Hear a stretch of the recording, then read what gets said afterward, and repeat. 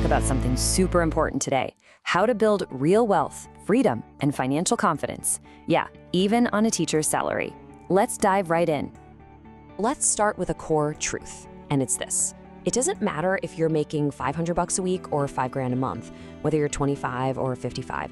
The basic rules of money, they don't change. You just have to know how money works, and even more important, how to make it start working for you. And I know what you might be thinking, but I'm a teacher, I'm not an investor. Look, before you tune me out, just hear me out. You absolutely do not need to be some Wall Street genius to win with money. Seriously. All you need is a solid plan, a little bit of discipline, and the right way of thinking about it.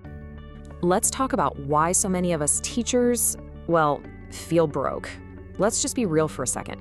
Teaching is a calling, for sure, but it's not exactly famous for making people rich, right? So let's get into why that feeling is just so common for us.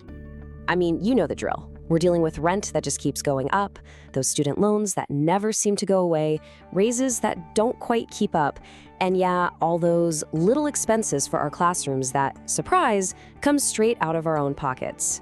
It really does all add up, doesn't it? And isn't it funny? We're the ones telling our students to plan, to budget, to think ahead, but so many of us don't have a solid plan for our own money. And listen, it's not because we don't care. It's because nobody ever taught us this stuff. We learned all about pedagogy and classroom management, but compound interest, a real retirement strategy? Nope, not on the syllabus. Moving on to Section 2, the 80-20 money rule.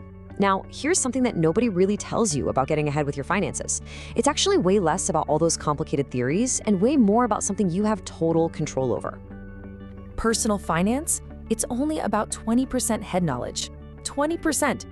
The other whopping 80%, that's all behavior.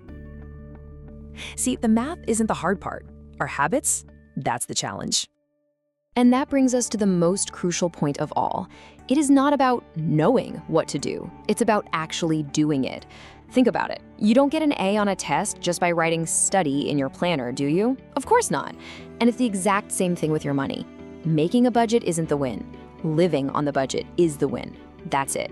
Real wealth begins the moment your daily choices start lining up with where you want to be in the future. Okay, Section 3, your simple wealth plan.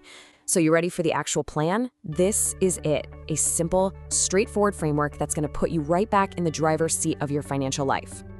All right, here we go. It's a 5-step plan, super simple. Step 1, you've got to assess your situation, know where you stand.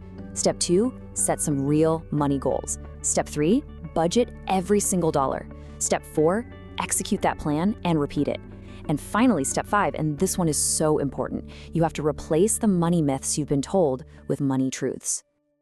And that's what I'm talking about. We've got to ditch these myths we've all been fed, like the idea that car payments are just a normal part of life. They're not. Or that student loans are somehow good debt. They aren't. And this idea that being broke is just a teacher's destiny? No way. That is a total myth, not your future.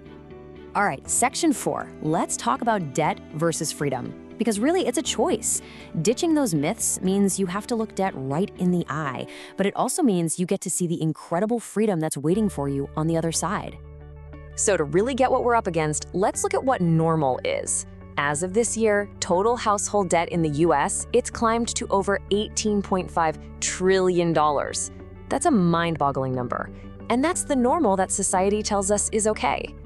And let's bring that down to an individual level.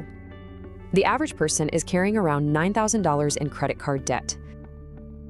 The average car loan, $24,000. Student loans, almost $38,000. And again, this is what's considered normal. What if we decided not to be normal? Just imagine this for a second.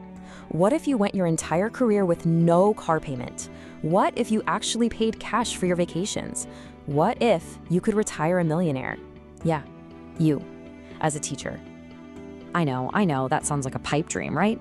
But it's not. It's just numbers. By consistently investing a portion of your income each month, the power of compound growth over time can absolutely build a nest egg of over $1 million by the time you retire. And let me be clear, that's not a fantasy. It's not a lottery ticket. It is just math plus time. It's the incredible power of being consistent and letting compound interest do the heavy lifting for you. Which brings us to our final section. You are not normal. And here's the best part of this whole thing.